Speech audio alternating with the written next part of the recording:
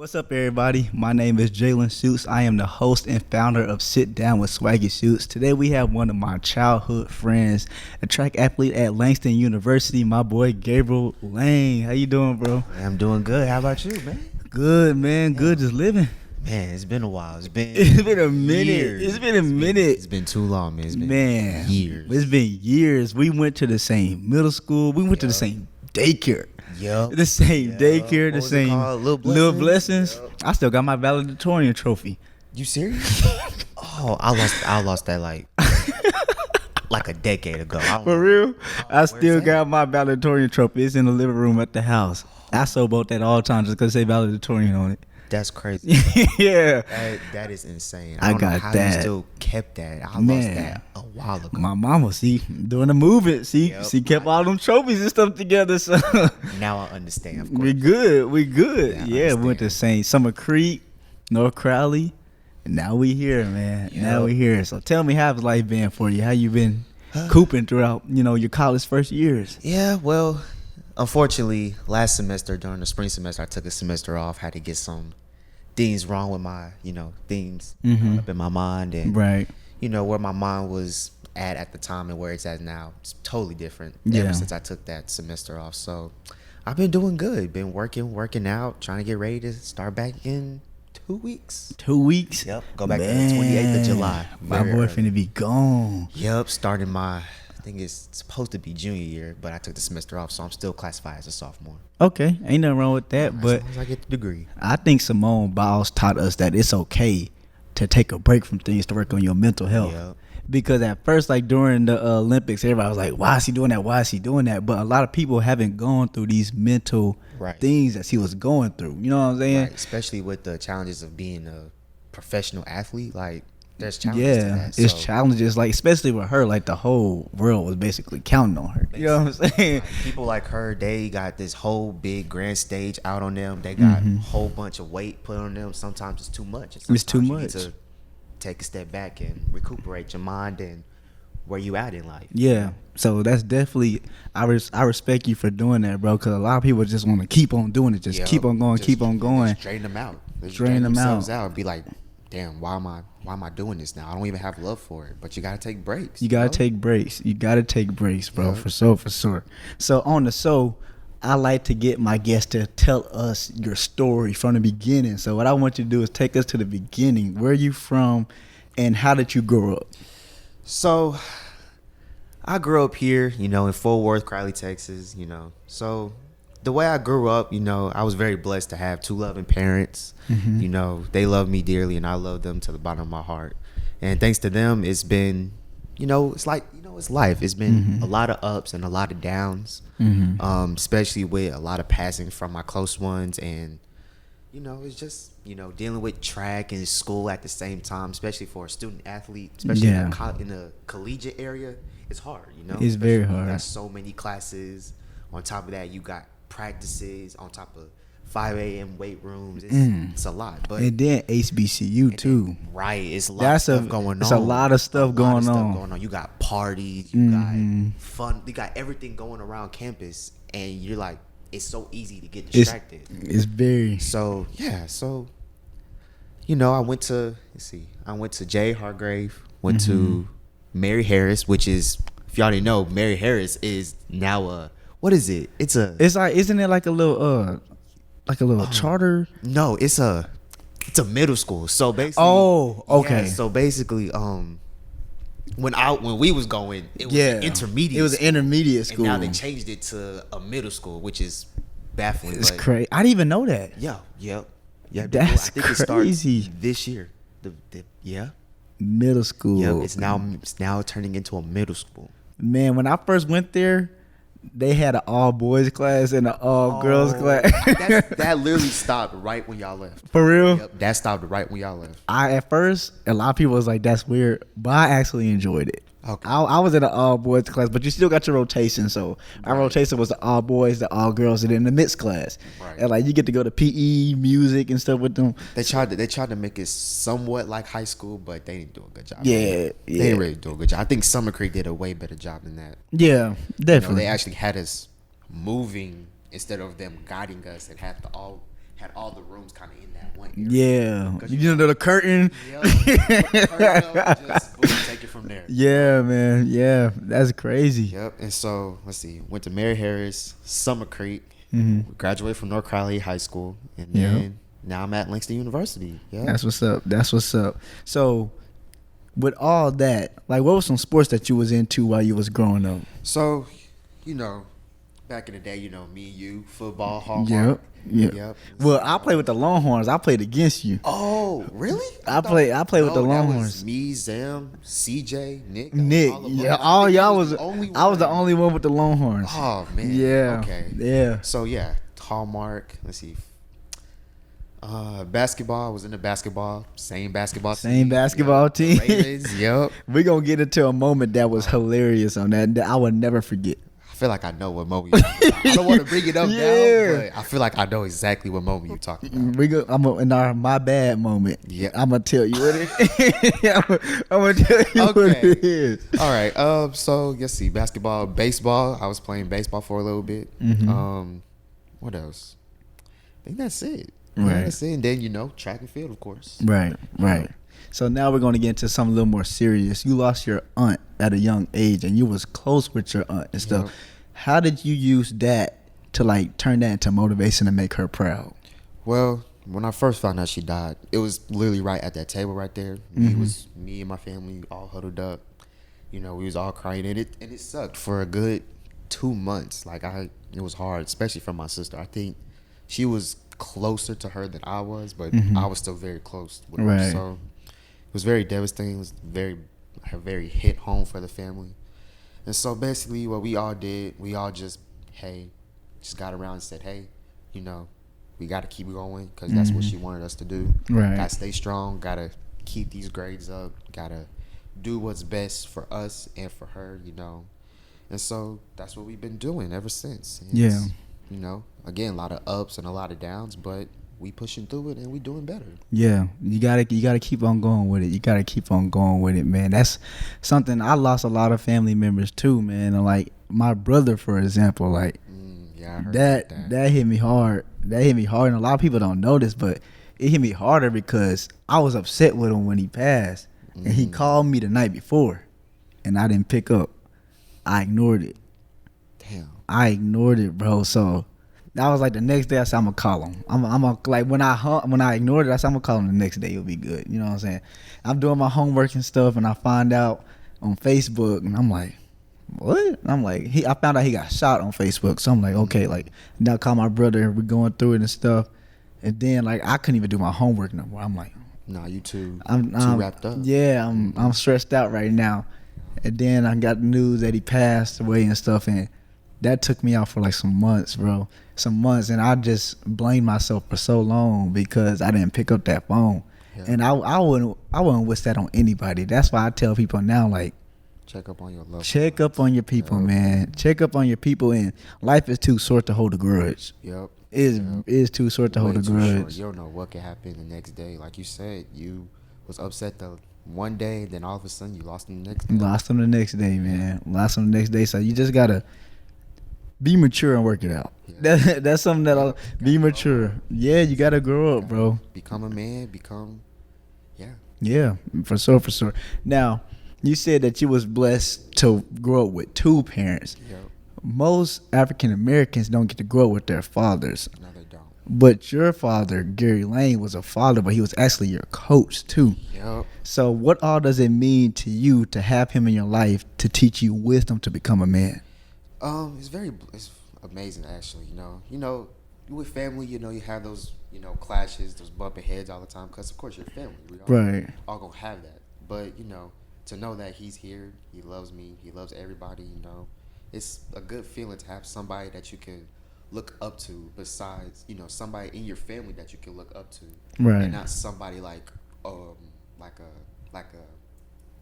what's it called?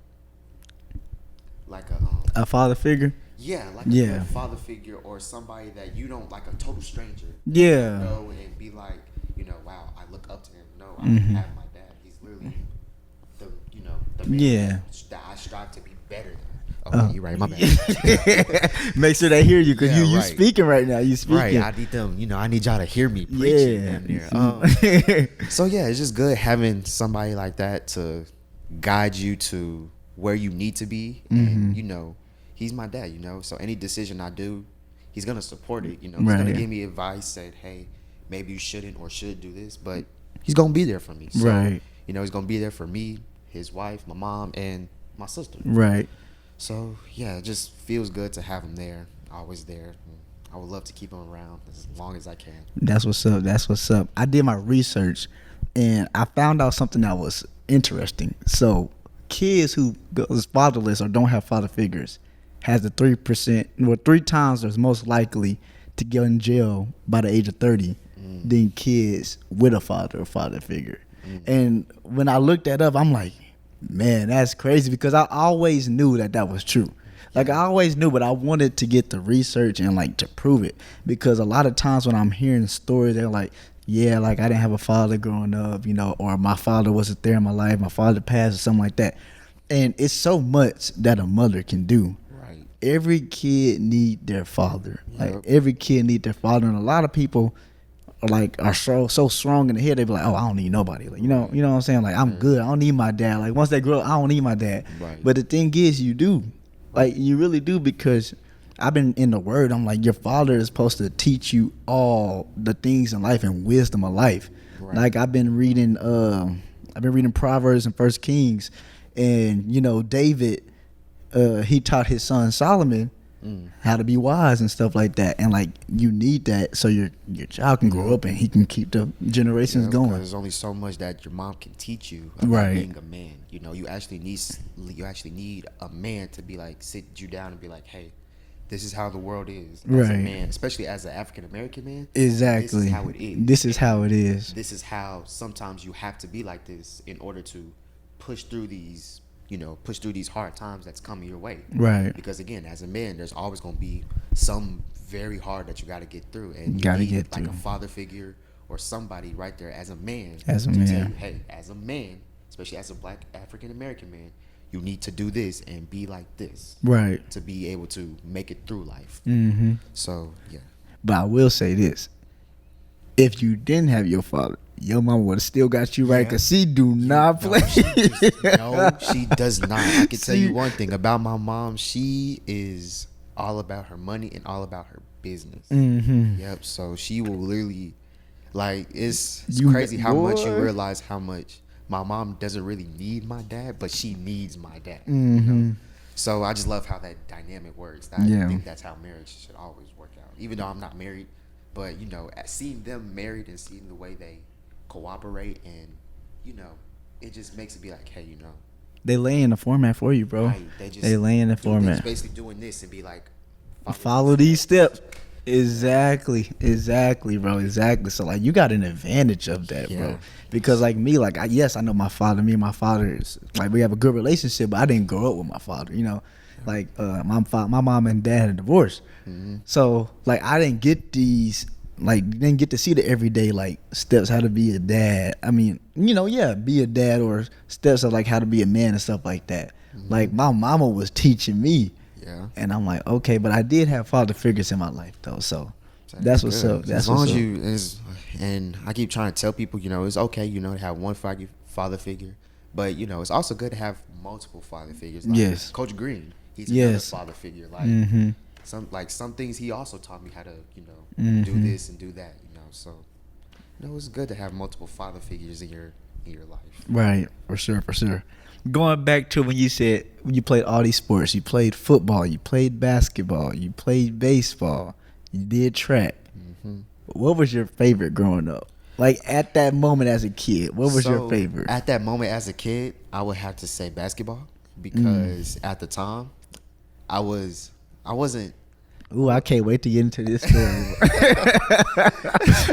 So as a kid, I didn't want to say that I was good, because I was average, mm-hmm. but I think the best thing I excelled at was defense. And I love it. And when I tell you, I loved playing defense. Love it. I love stealing the ball, because I was, again, cookies every time. Come on, man. Like, tried to go one way, I'm there. Right. Especially since I'm quick on my feet. Yeah. I'm always fast on the court, so I'm just quick on your feet. People used to get so mad at me, be like, "Man, you too quick." Yeah, you Be too like, fast. Too fast, man. Yeah. Slow down. I'll be like, nah, I can't do that. Gotta be quick. So, yeah, basketball was my favorite, and then of course it was track and field. 'Cause Right. I was already fast and all that stuff. So Yeah, man, basketball. I had to say that was my favorite too, but track and field, I hated it. Gabriel can tell you. Yeah. I went to one practice and I did not come back. When I tell you, did not come. I was back. gone. Like the next day, I was like, man, where Jalen at?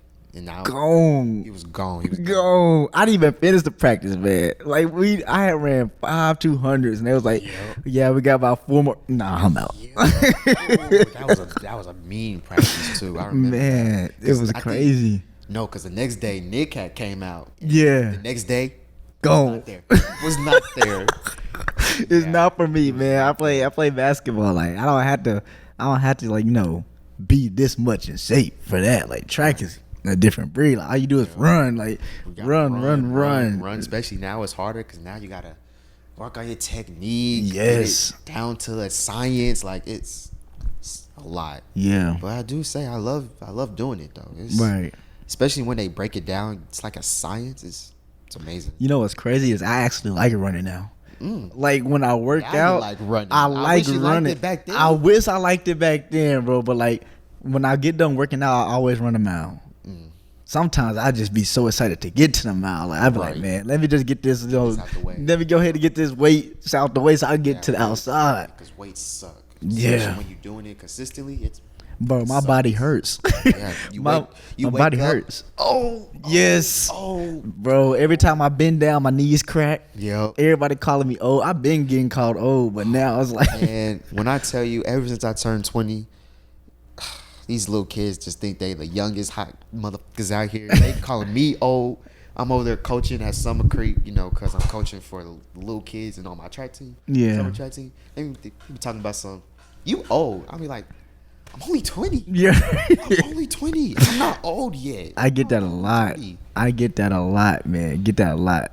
That's going into track. You went to North Crowley, and at North Crowley, you've been in a part of some really good 4x1 teams. Yeah. But that one team in 2020 that consisted of you, Christopher Taylor, Ontario Jones, and Devontae Kennedy. Yep. Y'all would have arguably won state that year, but your year got shortened because of COVID. Yep. You guys were running a 41 before COVID hit. So what was so different about that squad? I think that squad was very special because I don't know. Like, if you could ask one of them right now and you could tell them, hey, what was so different about that squad? COVID, honestly. Yeah. Because we knew, especially for me, my family, we knew COVID was coming. Mm-hmm. So, we wanted to hit the ground rolling hard, get these times down. And Right. thank God we had the time, but COVID killed us. Yeah. But what really made that squad so special was that I was on varsity my freshman year. And that was, what was that? That was junior year. That was, wait, was that your, that was your junior year. That was your junior year. I had already, been running with them ever since I stepped on the squad. Mm-hmm. So it was just a bond, that we had. And, I knew them outside the track and outside of North Crowley. Right. So, it was just a bond that we had and just, the chemistry. And then Trap, Trap? Yeah. Trap, Calvert. Braids, yep. Yep. He was on the 4x2, which was also top ranked. Top ranked. I think it was third in the U.S. Really? Yep, because then the 4x1, it was fifth in the nation. And then the 4x2, we was third in the nation. Yep. And that's the thing, like COVID hit and y'all would have still been practicing. So y'all could have still got faster. We actually could have, like, the current record right now at North Crowley is 40.7. And we did that my senior year of track. We did that at state when we went to state that year. Mm-hmm. And that team consisted of Joe Reddick, Nick, and Emmanuel Ekong, all them. And, that, to me, in my opinion, that squad was, that squad is still special. Because, of course, that was the only squad that actually made it to state in years. Yeah. Years of North Crowley. So, of course, that squad is going to be special. But, that other squad in 2020, That was the squad. That would have been different. Like That was a squad. By the time, so the first meet, it was at Duncanville. We ran 41.3 around there. And I think it was 41 point. Yeah, Yeah, 41.6. I think it was like that. there. And we were predicted to actually run 40.3. We Really? was predicted to run 40.3 that year. Man. Win state. Yeah, we was That's predicted. crazy because I remember y'all was getting posted. Oh. They was writing articles about y'all. I'm like, I look on social media. I'm like, oh man, they talking about us. then overtime post. Overtime it was post. overtime, and I think it was another page. I don't remember, but it was another page. But Yeah. who was out there that It's that year? crazy in high school too. Yep. In high school, you see, man, my experience at North Crowley was not that good for sports. You know what I'm saying? I mean, we always got basketball. Basketball will always be good, but other than that, in track, I mean, football was just awful. Wasn't it? Yeah. Awful. When I was there, we didn't make playoffs now 1 year. And as soon as I graduate, They made playoffs. they made playoffs. Yep. And they've been in the playoffs ever. I'm like, bro, come on, man. It's actually crazy how he turned that program around. He really did. He really did. It really was about the attitude. Yeah. He Like- brought a whole different attitude. Yeah. You could honestly tell on the football field. At the Yes. game, you could tell, be like, okay, this is a whole new squad. And I can see in their faces and the way they play. They this wanna coach, play. yeah, they wanted to win. They wanna You play. can tell that, hey, I know we don't got the best talent, but we are hungry. We've been losing for too long. It's time to actually start winning, and they proved that. Right. They proved it. A lot of them, when I was there, wanted to play for themselves. Like, Yeah. just as long as I get my scholarship, As long I'm as I get good. the money is okay. Yeah. The exposure is okay, but you could tell that they was playing as a team. Yeah.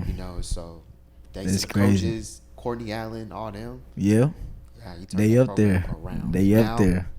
Now they in playoffs. I think Yeah. they projected this season. They're ranked, I think 8th, 9th in the state projected. Really? Yeah, I can pull it up. I can show you. Man. It's crazy. Every time I look on Facebook or something, I see that somebody else get offered. Yeah. And not only are they getting offered from From D1 schools. Like, yeah, they getting exposure like Samaje, Yeah. LSU. Yeah. LSU and Alabama. Yeah. Who else? Schools from Miami, Miami Yes. University. Miami. Cal, Florida, Texas A&M, all them. Yeah. All these big schools. And I'm like, man, turned this whole Turned it program all the around. way around. Now people want to come to North Crowley Right, to now people play wanna football. Come to North Crowley, be like, hey, I kind of want this exposure. I need to get out there. And in the long run, I think it's gonna be good. Yeah. For the school itself. Yeah, definitely. Brings more money, more revenue. They got a whole new stadium now. facility. Yes. and- Yes. Right. So It's crazy. Perfect. It's crazy. Now, what I've been waiting for, we finna get into the My Bad segment.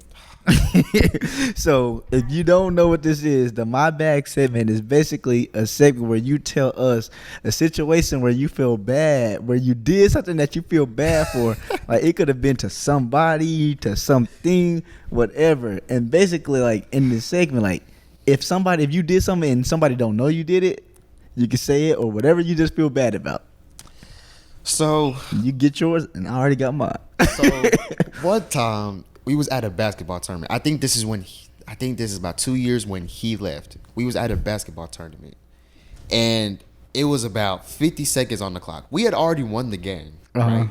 And I remember, oh my God, I remember Coach Green. He literally said this: "Do not take stupid shots." Yep. That's exactly what he said. Yep. So guess what my dumbass did? I got the ball. And at this point, I couldn't shoot. I couldn't shoot nothing. When I tell you my jumper was hot garbage, it was bad. So I literally got the ball. And about the elbow of the three-point line, and when I tell you, it hit nothing but backboard. It literally hit the other side of the backboard. And the next play, he called timeout, set my ass on the bench, did not play. That was a whole my bad moment. When I tell you that was embarrassing, yeah, I think that was one of my bad moments. Yeah, it was bad. My bad segment for him is when I was playing. And First of all, when I was playing, we were small. Our starting center, who was Zam. Yep, he was big. He was big, but he wasn't there that day. So I think I was starting as a center. Like, I was taller than everybody. So I win a tip, right? Gabriel gets it. One dribble in. Suits it. Air ball. His dad caught the quickest timeout. Gabriel, what are you doing? Don't you ever sit down. That junk was so funny, man. It was so funny. How long ago was that? Man, that had. Oh my God. How old am I right now? I'm 21. That had to be like when I was like 9, 10, 8, 9, 10, one of them. And that was when we had the switch around purple and white. Yes. Yes. That team. Oh, that team was special too. Yeah, because that's when DJ was hooping with us. We had DJ, Nick, CJ, Zam. That's all I remember. That whole team was special. Though. Yeah, and now all of them taller than me. I'm like, man. When I tell you I'm literally the shortest, I'm the shortest now. Like I was already. He was already the shortest. But now you can tell. Like Zam is 6'5", Nick is damn near 6'6".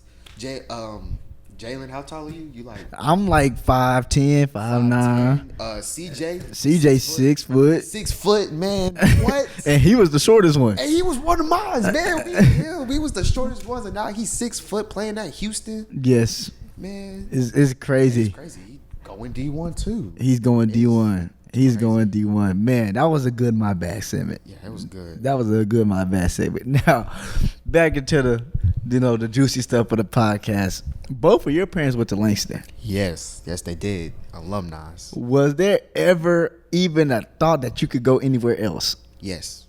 Really? When I tell you before I had a scholarship from Langston, I was like, Langston is the last option. Because I always knew, with my parents going there, I'm like, Langston is so easy. Yeah. Like, I didn't want to take the easy route. So unless they offer me, I was like, Langston is just the last resort. So I'm applying to all these colleges, and what was that one college? West Point. Okay. In New York, I got an offer from them. I was like, yeah, going to West Point. I know I'm gonna have to serve my time in the Army, all that stuff, but that's like 6 months, and I'll already be, ranked. I'll already be what is it? An officer, a ranked officer. So that comes with benefits and all that stuff. I was ready, but unfortunately, I fucked up my SAT and I didn't have the right scores. Yeah. And so them SAT was hard. Yeah, man. I hated it. I really did. I'm not a tester, and when it came to those tests, yeah, I couldn't do it. SAT just sucks all around. And so let's see. I had more offers from Ottawa. That's a school in Kansas. And more, more schools I was going to and all that stuff, talking to coaches. But then Langston had offered me because of course my parents knew the fucking coach.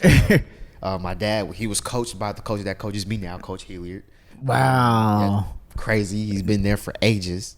And so they offered me, and I was like, well, Langston's on the table. But at the time, I'm thinking, still a last option. Right. I have to be for sure that, it's where I want to go. And then as the years started coming down to the, I was like, and plus they were offering me way more money than all these other schools. So I was like, I need that money. Yeah. I was like, fuck it. Going to Langston. Right. Going to Langston. I told them, hey, I want to commit. I want to go to Langston. They're like, are you sure? I'm like, yeah. Yeah. Let's go. So it's now or never. It's just been going out from there. Man, that's crazy. And when you was at Langston, March 29th, 2022, you were named the SAC Track and Field Athlete of the Week. Yep. When you got that award, what was the first thing going through your mind? All those times where I was in my bed, not wanting to go to practice, not wanting to wake up. It was all worth it, honestly. Right. And I just looked on the Facebook page of LU Sports. I'm like, wow. So when I found out, I was just scrolling on Instagram in my dorm room. I'm like, because it's Saturday. I'm just. Yeah. My fault. It was Sunday. I'm scrolling and football on. I'm watching the Chiefs play. Oh. Here we go. Don't get me started with that. Here you go with that. Anyway, so I'm scrolling watching the game, and I get, somebody tags me, and they're like, oh my God, Gabe, look, I was so proud of you. I'm like, what did I do that was so special? I go look. I'm named SEC or SAC track and field athlete of the week. I'm like, Yeah. what? Yeah. I did that. You did that. Like, so, it was of course, getting those kind of honors is amazing. It's a blessing, bro. It just shows you how much time and effort, and especially with the year I had, it was amazing. It's a blessing, bro, for real. That's dope. That's dope. I got to give you some. I remember I posted it too. I posted it too, man. That's crazy. That's crazy. But now we're finna get into something serious. April 24th, 2022, you lost your friend Rashard Guinyard. And that was somebody that looked up to you. We were talking about father figures. I know he didn't look at you as a father figure, but that's somebody that looked up to you. Like, what all did that do to your mental? So, a little bit background story. So, when I first met Shard, I'm not gonna lie to you, I did not like him. I didn't like him. He was always hyper, has so much energy on the track. That's how they always start. That's how the friendships always start. But then I think during that year, especially when I first met him, he kind of rubbed off on me. Because I saw how, because at the time, I'm not gonna lie, and he also knew he wasn't that good at the sport. He wasn't that good at track, or he needed somebody to be like, hey, I need you to guide me and teach me these things because I don't know it. And so me being me, the type of person I am, I'm like, you know what? I might not like him, but he's passionate. He's trying. Sport. Yeah. He's trying. So I might as well just help him, right? And so ever since then, we just kept getting connected. We're in practice. We joking around in practice. Right. We at each other's houses. We hanging out all of a sudden. Like, we just started getting that close bond that you thought we would be brothers. Yeah. Like, especially now, I looked at to him as a little brother I never had. And so, yeah, and what that did to my mental when he was gone, it sucked. I remember the night. It was 3 a.m. Literally 3 a.m. I don't know what I was doing, but for some reason I was up at 3 a.m. And I get a text from my dad. He said, Gabe, I'm sorry to tell you, but Rashard has passed away. And at first I didn't believe it. I really didn't. I was like, there's no way. Right. There's no way, right? Right. Because, I never, of course it was my aunt, but I never had somebody as close as that. Like that actually go. Yeah. So I'm like, there's no way. So I go on Instagram, they post, I'm like. You see all the posts. That's like confirmation. Yeah, it's like, fuck. What the hell? Like, why? Why? So, and from that day point, all the way up, it just, he's always playing in my mind. Be like, wow, these good times. I know he's looking down on me and everybody who he's touched. Cause Shard, he was just somebody that you can be yourself around. Like he was always goofy, always somebody to laugh and joke with. Right. Also take things serious, talk about life, talk about anything that you want, because that's just the type of person he was. And he touched a lot of people, especially me. Especially on the track team, we all consider him as the little brother. Right. So yeah, when he passed, it sucked for a long time. I didn't stop crying about it till sometime. I think the last time I cried about him was. It wasn't too long ago. It wasn't too long ago. Some had clicked in my mind. Clicked. Some reminded anniversary me of it and stuff like. Oh yeah, because I remember we was watching Creed 3. That's we was my watching movie. Creed 3 when Creed's mom died. And when I tell you scene did hit. Yeah, that funeral scene was too real, and I started breaking down. I broke down. I was like, that scene. You know what broke me down, bro? All American. Yeah. Because in the newest season, spoiler alert, if you ain't seen it, go off this podcast, watch it, and come back. But when Coach Baker died, and the way how he died, and Spencer didn't pick up the phone. Yeah. He ignored it. I'm like, yeah, bro, that hit home for you. That hit home for me so hard, because when he ignored it, he looked at it and ignored it. I did the same. I looked at it, but I let it ring. I looked at it and let it ring. And then he passed the same day, but my brother passed the next day. And I'm like, I was the type of person man, I could have changed that. If I would have picked up that phone. And now, I still have my times where I be like, I wish I could have that time back just so I can have a conversation. Yeah. But I learned to forgive myself, and then try to move on with it and use it as make him proud. You know what I'm saying? Yeah. And it's okay to cry. Yeah. Like, a lot of guys need to realize that it is okay to cry, because a lot of times we just be like, man, I'm a man. If I cry, that makes me weak. Right, I can suck it up. I can keep going. But sometimes you gotta suck cry. It up for so long, it just slowly creeps back on you. And all of a sudden, you just it's so unhealthy. It's so unhealthy to your heart and to your mental. Yes. You think when something's really like something bad happens, you don't know how to deal with it because you've been holding on and holding in all this anger and this frustration, all this. Right. How do I handle all this? Mm-hmm. So, yeah. And you know what's crazy?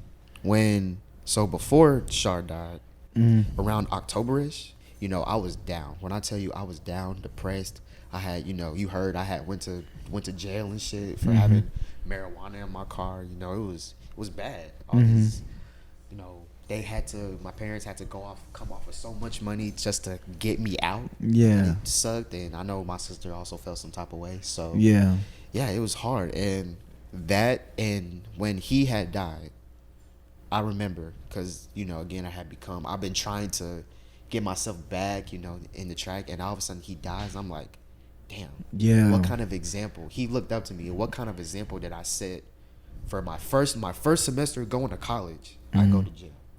What kind of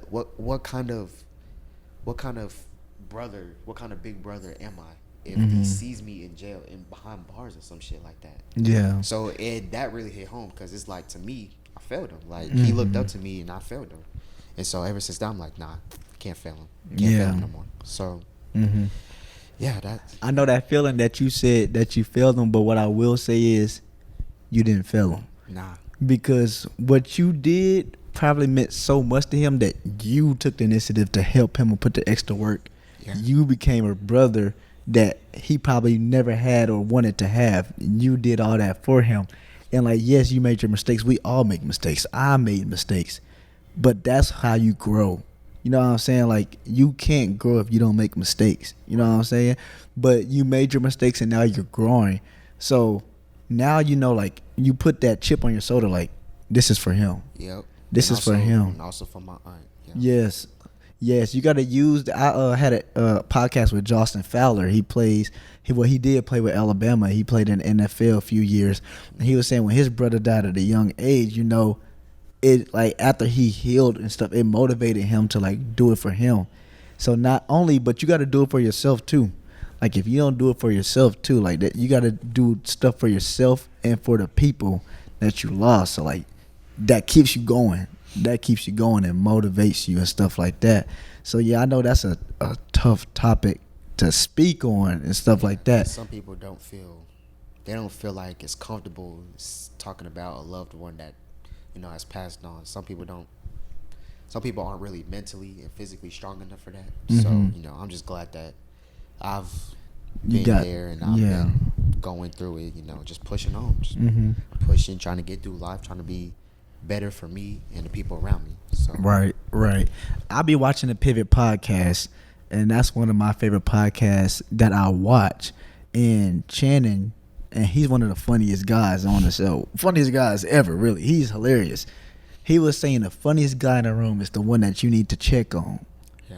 Because that's just easy for them being funny. But when they're alone, they're going through something. Yeah, it starts getting hard. It gets hard. You start sitting in the dark and be like contemplating life. Yeah. So, you sometimes, again, check up on your loved ones. Check up on the people around you, because you don't know what has happened, what they're going through. Right. So, that's why I'm always trying to be like, hey, especially, for people like CJ, these people, CJ and Nick. Speaking of Nick, I hooped with him Saturday. For real? Last Saturday. Him, oh, that's where you was when you posted on your, okay. Yeah, I was there hooping in the basketball tournament. So, like, Nick, CJ, Zam, all of them. I'm like, hey, how y'all been? Like, mental check-in. I try to check on y'all, because I know. I try to text they big head selves. CJ hardly respond. CJ is hard to get around, but once you talk to him, I gotta see him, because, man, like, I know CJ was right here. Now I'm gonna have to be looking up to him a little bit. I got a whole picture. Me and him at the TCU game for his sister. You know, his sister Noonie used to. Yes, he used to hoop. Yeah. We used to be at her games, and we used to. Oh my God, it used to be so fun. We had a Yes. picture with the horn frog. Yes. Right there.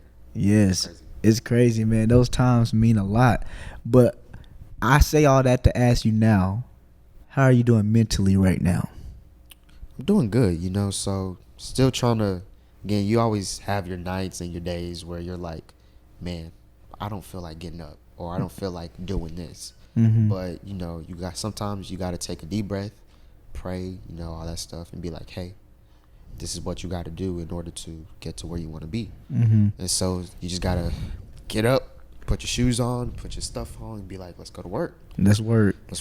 You know. So you got things to do. You got places you got to be, places you need to do in order to get to where you want to be at in life. Facts. And so, you know, again, sometimes you have those nights and days where you're like, don't feel like doing it. Don't want to do it.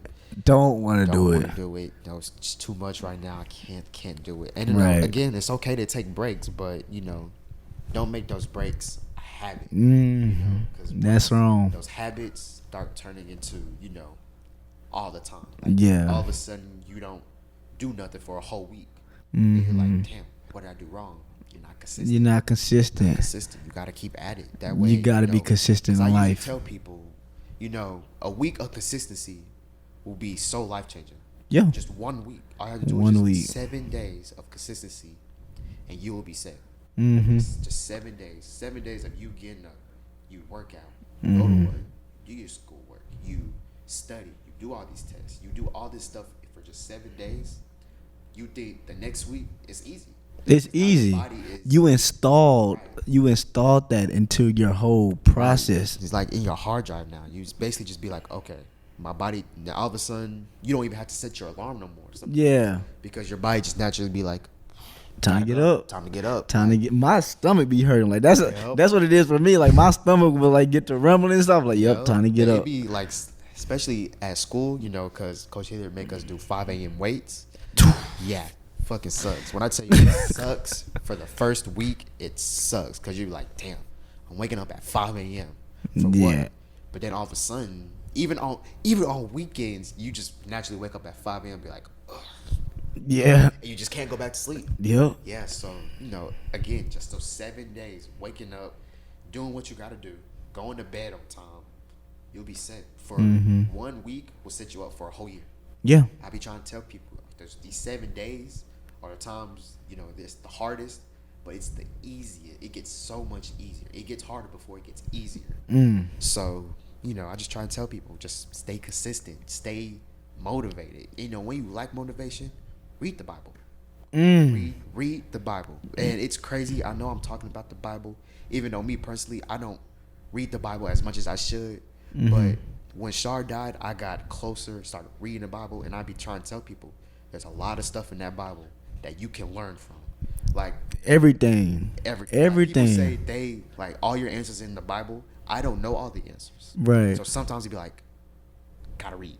You gotta read it, and sometimes I don't understand it, and that's when you know you gotta take out your phone and be like, do your translations and stuff like. Yes, bro. Yeah. Yes. I be telling people, hey, pray and read the Bible because there's so much things. Like I have to be trying to tell people, love, God, time, and patience will heal you.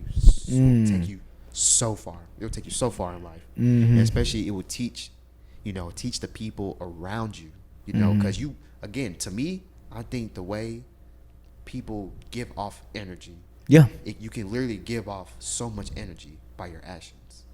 So let's say I'm out with a smile, you know, having a good day. That energy can be put off. Like somebody can feel that. Yes.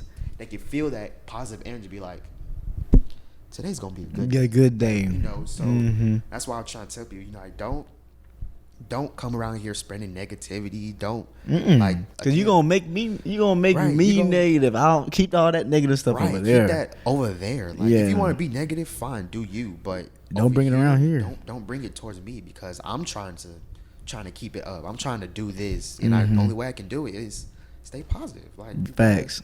Gotta keep going. You can't. The people that are negative are stuck in the past, and the people who are positive are looking towards and living in the present. So, boy, you preaching today. yeah, it's crazy. It's so much I learned within. It's like within this year, 2020, 2021, and it's like the year 2021, 2020, 2022, and 2023. I learned so much about me and God. It's crazy. Like, yeah. Man, I'm glad you said that because I've been going deeper into it for a while too, like for some years too. But I took it deeper. Like I've always been deep into it, but now I took it deeper. Now every day I'm journaling. Yep. I journal about my day and stuff, right? Then I do my Bible plan. I got a Bible plan. My favorite one I did was a season of waiting because I felt like I was in a season of waiting. I felt like if I just be patient, wait, things would go right. Yep. So that was about the story of Joseph. So that one, I love that one. And now I'm doing peace because all I wanted is to get at peace. So I did that. I did the journal, the waiting and stuff and the stuff like that. And then overall, it got me into peace. So now I just be telling people, I'm trying to maintain that peace. Yeah. If you can't add on to my peace, if you disrupting my peace, you got to go.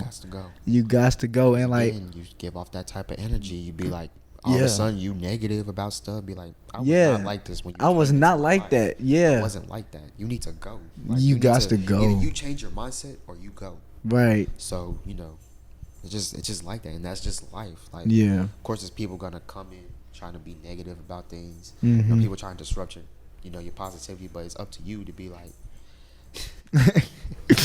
It's up to you to be like, hey, you disrupted my peace. Right. You either have to change or you got to go. And you know what's crazy? I pray whoever's supposed to be in my life, let them stay. Whoever not supposed to be in my life, let them go. Yep. You know how many people left, bro? Yep. It's crazy. That I tell people, if you make that prayer, you better be prepared for what's gonna come. Yep. You better be prepared. It's so crazy. It's so crazy how God works in so many mysterious ways. I have two instances. You mind if go ahead, man? Go ahead. One instance was when my fall semester, before I took the semester off, I was so obsessed with this one girl. I was so obsessed with her. It was crazy. I was obsessed with her. Y'all, when I tell y'all, it's crazy. I was obsessed. Right. So I was like, you know what? If she's supposed to be in here, she's gonna stay. She's gonna stay. If she's not supposed to be in here, God will take her away. When I tell you the next week, we stopped talking. Like, she's gone. Like, we just stopped talking, and I'm like, that's my answer. It's my answer. Well, there you go. She's not supposed to be. So, and ever since I let her go, I've been gradually building myself up. Right. And then another instance where, my God, when I tell you, so when I took the semester off, it's because I had a debt. $10,000. I had a $10,000 debt. Right. I was like, man, I gotta work, pay this debt off. Right. So around January, February, March, April-ish. No. Yeah, April-ish. It was around April, around the middle of April, and I see I'm in Quitcher. Right. It's the middle of the night because I had just got off of work. I had worked at a warehouse, had worked overnight, so it's in the middle of the night. I see 3 homeless people at Quitcher on the in front of the door. I'm like, I have the money, so might as well do something good for them. So I buy them a hot dog and a drink. Tell them, God bless. And then the next day, I get an email saying, hello, Langston students, we have cleared your bills. That's crazy. That's God. $10,000 gone. I didn't have to pay the debt no more. I'm like, there's no way. There's no way. That's God. Like, there's no way. I'm like, yeah, there you go. There's another answer. That's God. Be like, yep, got you. Just keep doing. Just keep going forward, and I got you. I got you. Right. So, and that's when I was like, to receive a blessing, you have to. You gotta give. So you got that, and that's how ties work. Yep. That is how ties work, and like you gotta give to receive, man. You gotta give to receive, and like what I tell people now, because a lot of people have been coming. I'm not gonna say a lot. People have been coming to me for like advice and stuff like that, and like they see my journey and they want to get on the same path. Yeah. I'm like, bro, you gotta want it, and you gotta want wisdom. Like that's something that you need. You need wisdom in life, and you need knowledge. Yeah. Like you gotta get all that. And like my formula is wisdom times knowledge equals peace. That is a formula. That's a good formula. That's wisdom times knowledge equals peace, bro. That's good. I've never heard that before. That's good. It's good, bro. Like for my birthday, my mama asked, and I'll tell y'all, I'm not making this up. My mama asked, "What you want for your birthday?" I said, "All I want is wisdom, knowledge, and peace." That's all I wanted. I didn't ask for nothing. Don't get me no clothes. Don't get me no phone. Don't give me nothing. I just want wisdom, knowledge, and peace. And I took that upon myself to get it. You know what I'm saying? Right. And Proverbs, that's a good book to read. That's a good book to read in the Bible because that's what it's about. It's like how David, was wise and he taught his son how to be wise and stuff like that. So I just been in that and like, man, like ever since I did that, man, it's like now I'm getting prayers answered that I prayed years ago. Yep. Doors start opening for my career, and I can't wait to break that out to y'all. Stuff starts running, starts falling into place. Yes, it's crazy. Man, like I'm getting opportunities now that I wanted back then when I first started my career, but I'm like, God told me like, you're not in that right place yet. Yeah. You know what I'm saying? And like after I got out of my little depression stage, or whatever, I'm like, okay, I see. Yeah, I see. So then I said, let me be patient. Okay, let's make sure. You thought, I saw that red. I was red. Like, make sure it's still on. It's still on. We see red. We good. I said, let me. First of all, you said that, man. It was another podcast I had with my guy JT, and like we spreading the word and everything. Everything. And it didn't record. That thing, no, it was recorded. It was like a virtual one. Oh, okay. As soon as we got done, I'm for the press, and it just goes down. Like the whole website just goes down. The devil is mad when you speaking, man. Like the devil will try to tear you down. Yeah. The devil will try to tear you down. But back to what I was saying, like peace. I mean, not peace, patience. Yep. I said, okay, I'm getting the wisdom part. I'm getting the knowledge. Now let me just work on my patience. Because a lot of people want stuff done right then, and I was that type of person. Like, man, I want it now. I want it now. I want to be solid reporting now. You know what I'm saying? So then, like, I tell people, I did 3 years behind the camera. I got tired of being behind the camera, but I had to learn it. Then it's my turn to be in front of the camera. Now I'm killing it in front of the camera. Now I got the podcast going. Yep. And now I got other opportunities I'm going to start when school starts. So I'm like, man, like everything is a process. And I fought so hard for this, but everything happens for a reason. Yep. Everything happens for a reason, bro. And you just got to sit there and be like, I trust you. Yep. Every day in my journal, bro, the last sentence is, I love and trust you, Lord. That's how I end off my journal. Yep.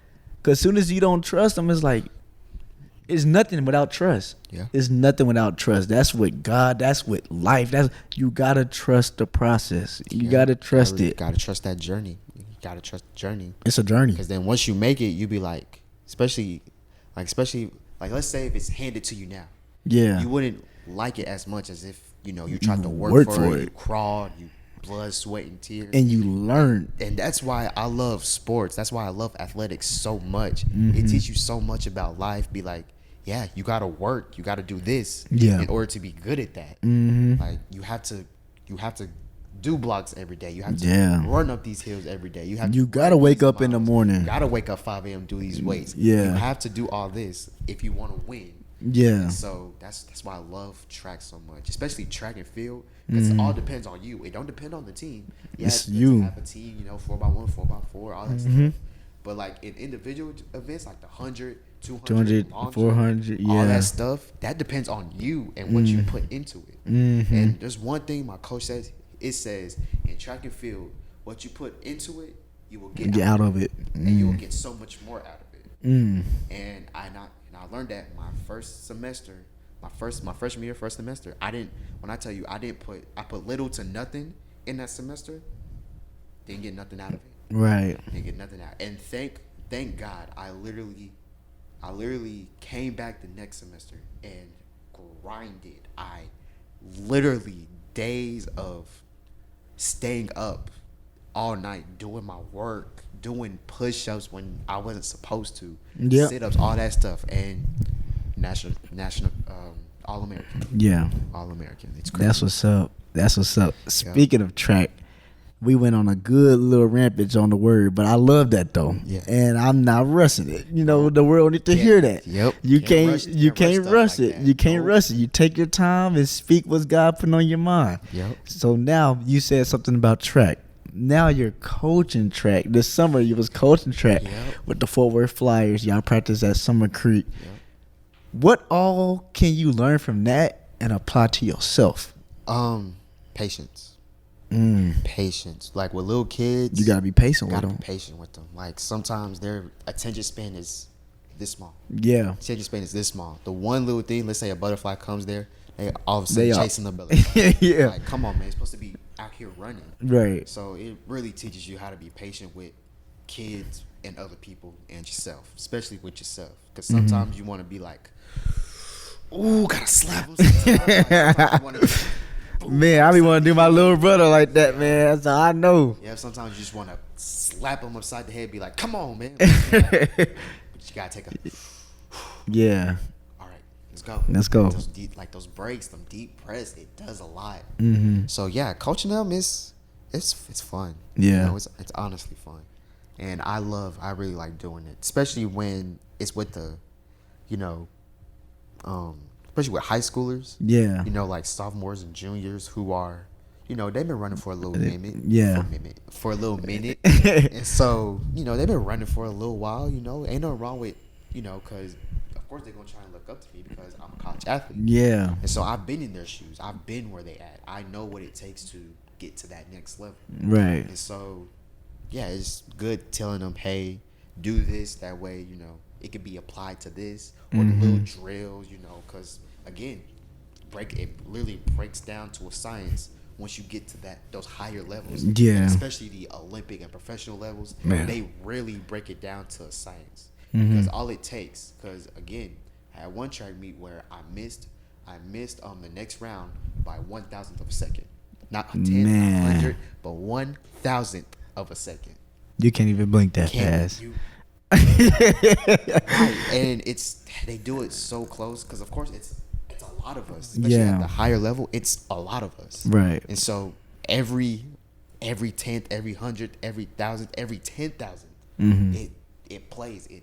You know, so the little things matter, and that's why I love track so much. Yeah. Because the little things matter. Like you take one, like let's say I'm coming out the blocks, somebody is a step ahead of you. One step, that's a second. Yeah. That's a second. And so that second can be the difference between first and eighth in many cases. Because sometimes, especially in the higher levels, that 1 second, you know, you have 10, let's say 10-2, and then you have 10-3, and that's 8 right there. Right. And it's crazy, sir. It's the little things that actually matter between Yeah. you being average and you being the best. Being great. That's crazy. Now, your dad also coaches on that team. Yep, which he's right here. So when they say Coach Lane, are they looking at you or, No. or your dad? No. What do they call They you? call me Coach Gabe. They call him Coach G. Okay. They call him Coach G and they call me Coach Gabe. We don't, not the last name. Because then we gonna be confused and it's gonna be like, who's Coach Lane? Who's Yeah. like, no, it's not me. Okay. Coach Gabe, Coach G. Got you. Yep. That's what's up, man. So now going into our last thing. You know, we were talking about Olympics for a little bit. Well, you were talking about Olympics. Who are some people that we should look out for? Because I know you be watching, you know, the Olympics. So, I'm not gonna lie to you. For the male side, Noah Lyles. I was just gonna say him. What's the 19-year-old that he be running against in the 200? Area 19. Aaron, that's his name. Watch out for him. I was He's watching him the other he's night. Only 19. He's only 19. He's only 19, and his fastest is a 19.4, which This is is crazy. one of the top times ever. That's crazy, Ever. man. You're 19. You're and 19. You're running one of the top times ever recorded, and that's crazy. And it's scary. Sometimes it's scary because some people they burn out by then. You know, with him being so young, running this fast, sometimes you can't even go that. You can't even go no more fast. Not so. But I really wanted to see him actually get faster. Now I do think Noah Lyles is going to break that 200-meter record. I do see it happening. But after that, it's going to be Area 9 if he can do it. Yeah. So then we have Raj Benjamin. Mm-hmm. 400 meter hurler, or he's something to do with 400. I forgot, but yeah, I gotta look out for him. And then on the girls' side, Sha'Carri Richardson. Sha'Carri Richardson. Now, I'm not gonna lie to you, and I'm not gonna, when I tell y'all, I don't hate. Now, first I wasn't hating, but I felt like Sha'Carri Richardson, she just wasn't there. She just wasn't there. You know, especially last year at Worlds, not at Worlds, but last year at USATF, she wasn't there. Yeah. You know, so but now she done got in the gym. She done been put more working muscles out. on. She's there. She's working. Yeah, she's there. Sha'Carri Richardson now. Elaine Thomas. She's from I said Elaine Thomas. Thompson, is that what it is? It's from her. Jamaica. Mm-hmm. Yeah, I know what you're talking about. Elaine. Thomas, though. I don't even have my phone on me, but I know. Sharika Jackson. There you go. Sharika Jackson. She just ran 10.6, one of the top times ever. So, yeah. I like Sydney McLaughlin. Yep, 48 and 400. Nice. Yep. Gabby Thomas. Yep. Gabby ran Thomas. 21.6 in the 200. Look out for her. Yeah. I was just watching the track that was on last week on the TV. Yeah. They're moving. Yeah, they're moving. Again, that's what it takes to actually get to that next level. You gotta keep at it. And right. And especially people like Masai Russell, y'all yes, y'all ain't hear this from me. He's from Kentucky. That girl is beautiful. I didn't see it. That girl is beautiful. That girl is beautiful. That girl is beautiful. When I tell you, that girl is beautiful. That boy almost had a stroke over here. Ooh, that girl is beautiful. Anyway, Masai Russell, she just came out of Kentucky. Yeah. So she's fresh. So, you know, watch out for her in the next 2, 3, 4 years. Yeah. Yep. So, yeah, I can't wait. I cannot wait. And if God is like, hey, it's your time. Professional. It's your time. Y'all probably gonna see me on the TV. It's your time. And again, I kind of want to be on TV, not for the exposure. Yeah. But like, for the career choice, because I want to be, a sports commentator for track and field, all that stuff. So Gabe wants to do that too. So I'm kind of teaching him, like showing him the ways how to actually, get it started. What to do. All that stuff. It's a good, role model, right? Yeah. Role model. Yeah. So, and I'm always gonna be here. Yeah. I'm always gonna be here. You got my word on that one. Of course. You got my word. Of course. You got my number. You got everything. Got everything, man. Got everything. But Gabe, it was amazing having you on this podcast. It was amazing being on here. I had a blast talking about the stuff we did. I did too. We had serious talks. We had funny talks. Yep. That was the best My Bad segment by far. Yep. By far. Because it's me. Like, it's really me. It's honestly me. So, yeah. That's Gabe. Yeah, that's just me. I have very goofy, very stupid stuff. So, man, but yes, tell the people your information if they want to check you out. So, follow me Instagram at as in like YK, Lil Gabe, Lil or LUL. It's something like LULLIL. How you don't know your own Instagram? See, that's the problem. That's what I'm talking about. Gabe shit. So follow me on Instagram, all that stuff. What else? Well, that's really it. I don't really be on everything else. I'll be off social media, man. If it wasn't for my podcast channel, I wouldn't be on it. Yeah. So just follow me on Instagram if y'all want to. And again, it was nice having you, man. It was nice having you. Nice being here. Yes. Get to talk about a lot of stuff. Good talk. One of those talks where, it's needed. Ain't really talked in a while. Got to catch up, all the stuff, It's so needed. I love it. I love what you got going on here. And I appreciate you, bro. I really do hope you go up, bro. I can't wait to see you on TV, Sports Center. I will say this. This is my little hint. It will be sooner than you think. Oh, that's my hint for y'all. Ooh. News coming out soon, but it's sooner than you think. All of a sudden, I look up on SportsCenter, be like, Jalen Shoots coming at you. I'll be like, oh, yeah, it's my nigga on the TV. It's my nigga on the TV, man. But on that note, I'm gonna end that podcast with that. This has been another episode of Sit Down with Swaggy Shoots, and we're out. Peace.